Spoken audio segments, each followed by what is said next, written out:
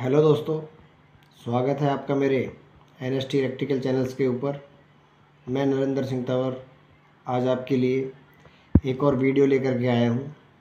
आज की जो हमारी वीडियो है उसमें हम जानेंगे कि जो हमारा एयर कंडीशनर लगा होता है घर पे, उसके जो रिमोट में क्या क्या फंक्शन होते हैं और वो उसकी जो की है वो कैसे कैसे काम करती है। एक नॉन इन्वर्टर AC है, उसका रिमोट कैसे काम करता है।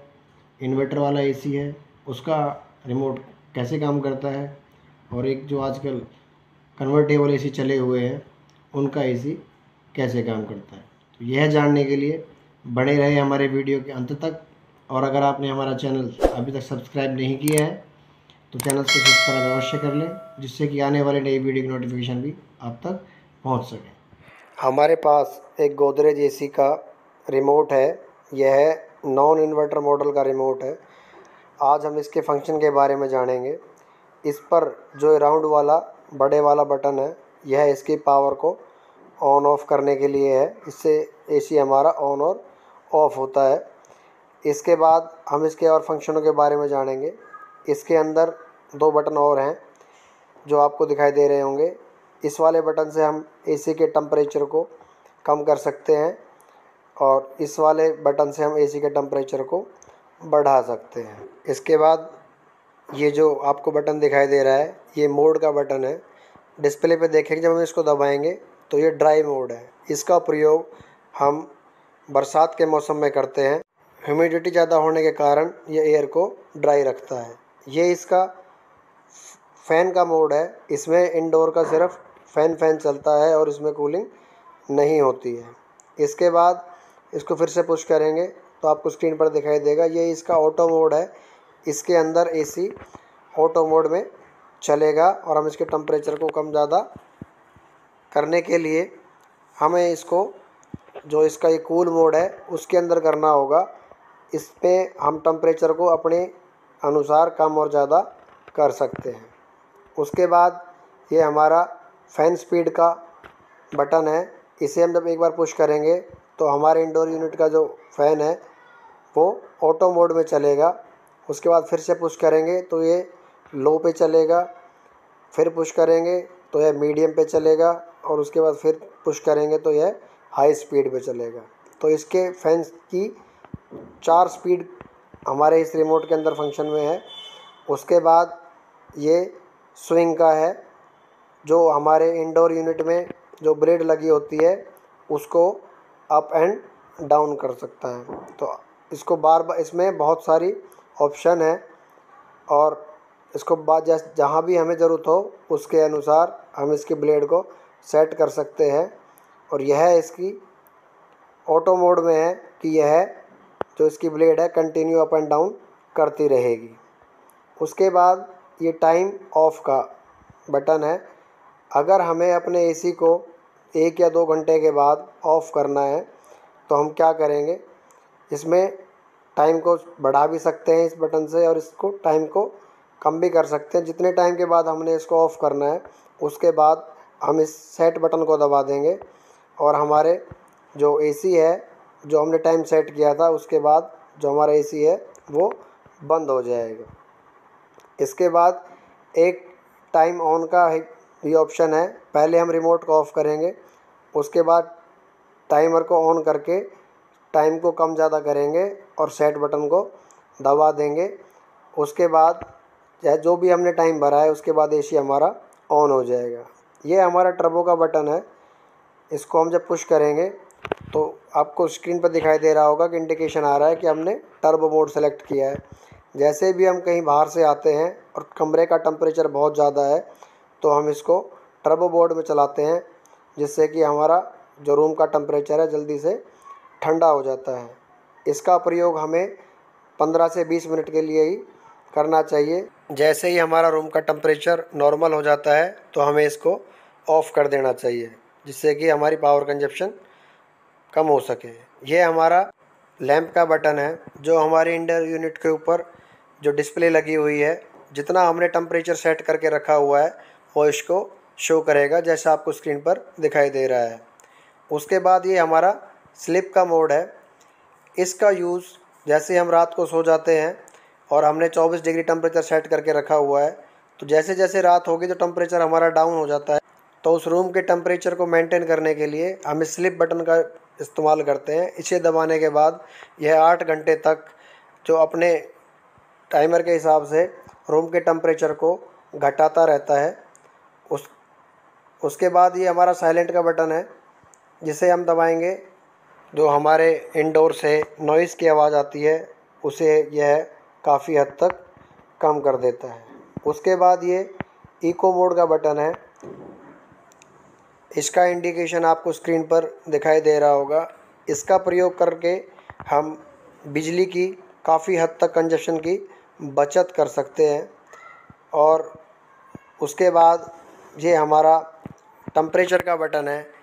एक बटन हमारा लैंप का है और एक टेम्परेचर का है। लैंप वाला जो बटन है वो डिस्प्ले पे ये शो करेगा कि कितना टेम्परेचर पे हमने एसी को चला के रखा हुआ है, और जब हम इस लैंप वाले बटन को दबाएंगे तो दिखाएगा कि हमारे रूम का टेम्परेचर कितना है।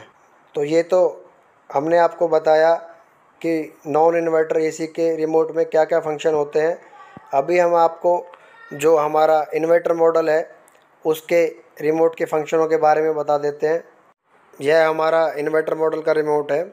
इसके और उसके फंक्शन में थोड़ा ही फ़र्क होता है। यह जो आपको इस पर ऑरेंज कलर का बटन दिखाई दे रहा है, यह इसको ऑन ऑफ करने के लिए इस्तेमाल में आता है। इस बटन से हम एसी के मोड को चेंज कर सकते हैं, जैसे कि पिछले में बताया था। यह fan mode, dry mode, cool mode, auto mode. ये इसका नया ऑप्शन है हीट मोड। जिस एसी के अंदर हीट मोड का ऑप्शन होता है उसी में काम करता है, जिससे कि गर्म हवा इंडोर यूनिट से आती है। उसके बाद ये टर्बो का बटन है, जिसका इंडिकेशन स्क्रीन पर दिखाई दे रहा होगा। ये इसका साइलेंट मोड है, ये इसका इंडिकेशन आ रहा है स्क्रीन के ऊपर। ये इसका इको मोड है, जो कि इसका डिस्प्ले पे शो हो रहा होगा।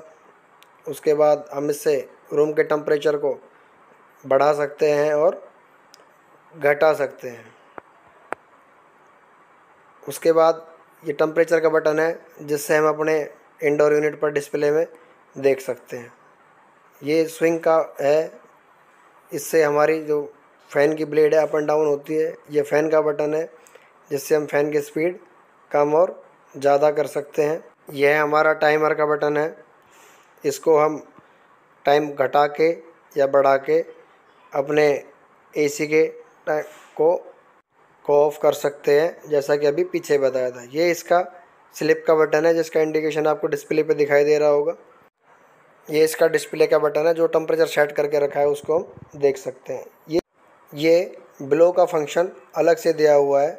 इसमें जो हमारे इंडोर यूनिट में जालियाँ लगी होती है, जिनको हम साफ़ करते रहते हैं, उसके बावजूद भी हमारी कॉइल में डस्ट चली जाती है और वह उस पर मॉइस्चर जाके वो चिपक जाता है, जिससे कॉइल चॉक होने का खतरा बना रहता है।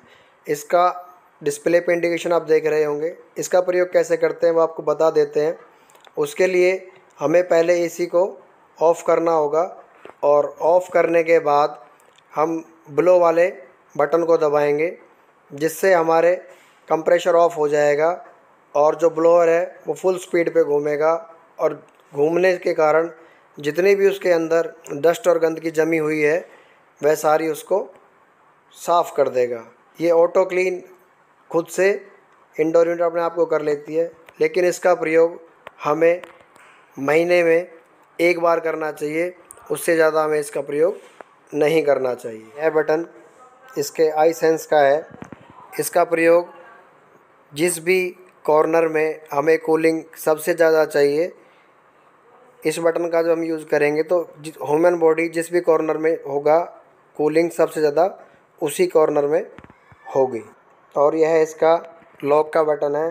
इसको लॉक करने के बाद हमारे रिमोट के कोई भी जो बटन है वह काम नहीं करेंगे।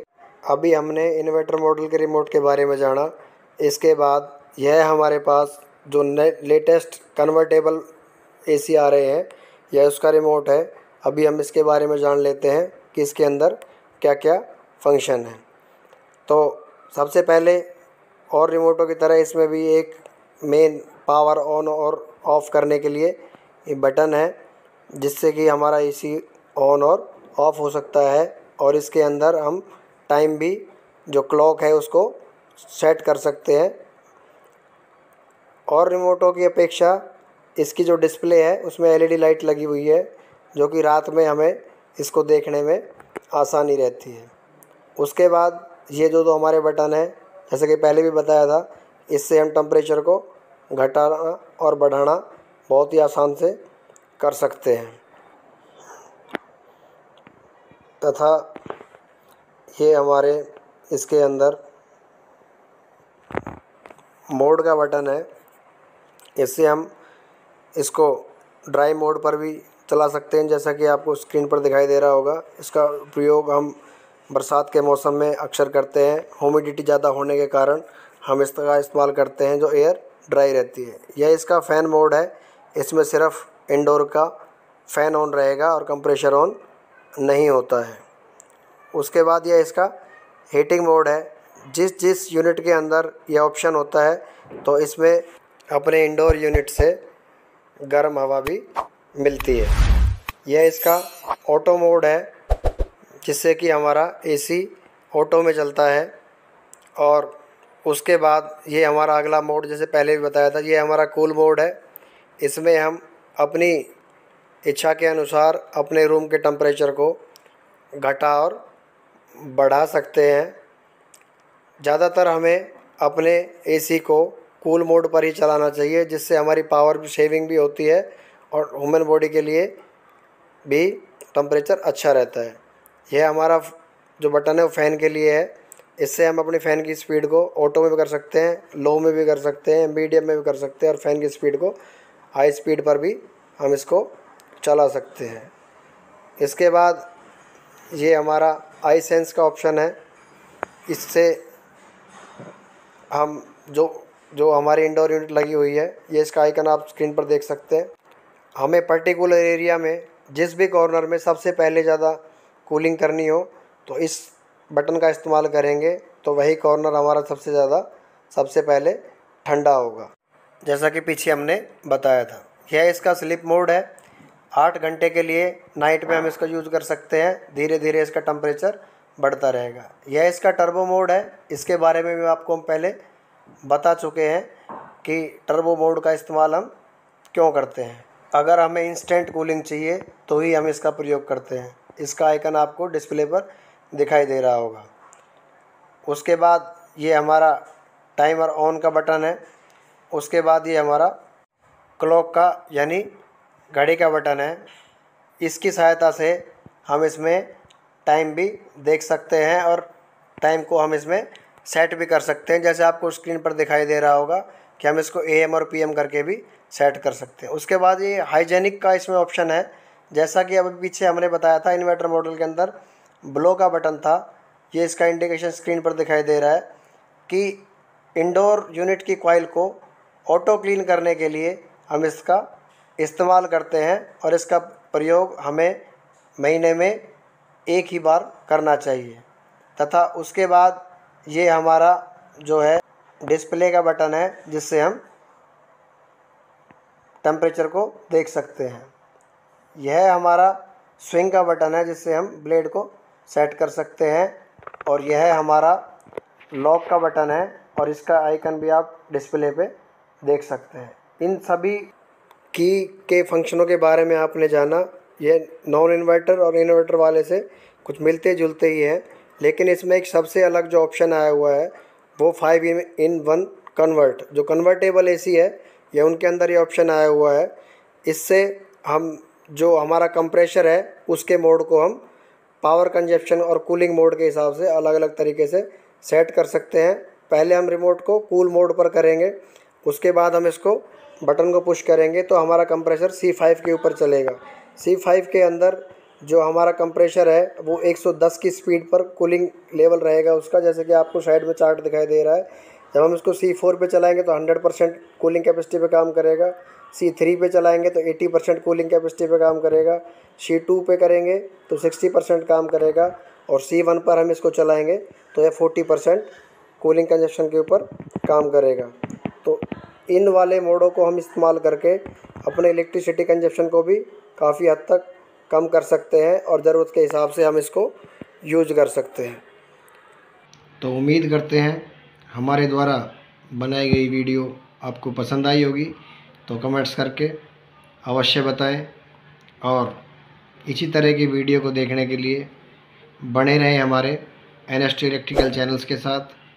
और आज इसी वीडियो के साथ हमारे चैनल्स की 50 वीडियो कंप्लीट हो चुकी है। तो इसी तरह से अपना साथ और सहयोग बनाए रखें और देखते रहें NST इलेक्ट्रिकल चैनल। वीडियो को देखने के लिए आपका बहुत बहुत धन्यवाद।